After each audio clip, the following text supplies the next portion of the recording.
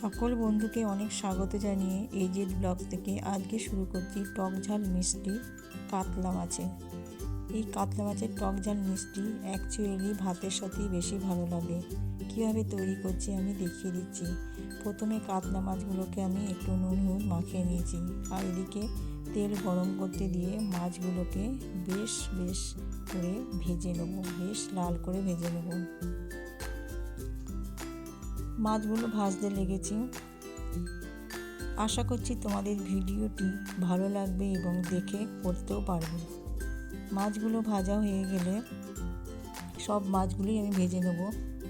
প্রায় মাছগুলো আমার ভাজাই হয়ে গেছে, দেখিয়ে দিলাম। এরপর আমি কড়াইয়ের মধ্যে যে তেলটা ছিল ওই তেলের মধ্যেই আমি দিয়ে দেবো কুচিয়ে রাখা পেঁয়াজ। পেঁয়াজটা আমি হালকা লাল করে ভেজে নেব। তোমরা চাইলে পেঁয়াজ দিতে পারো, আবার নাও দিতে পারো।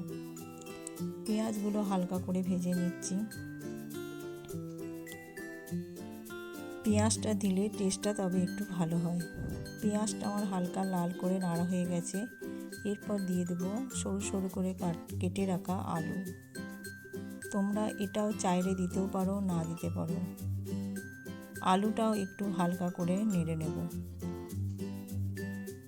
এরপর দিয়ে দেবো কেটে রাখা টমেটো, তবে টমেটোর পরিমাণটা বেশি দেবে।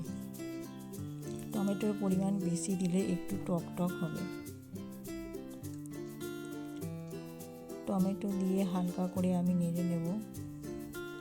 এর মধ্যে দিয়ে দিলাম কাঁচা লঙ্কা, ঝালের জন্য, টকের জন্য দিয়ে দিচ্ছি টমেটো, একটু চিনি, নুন আর দেবো একটু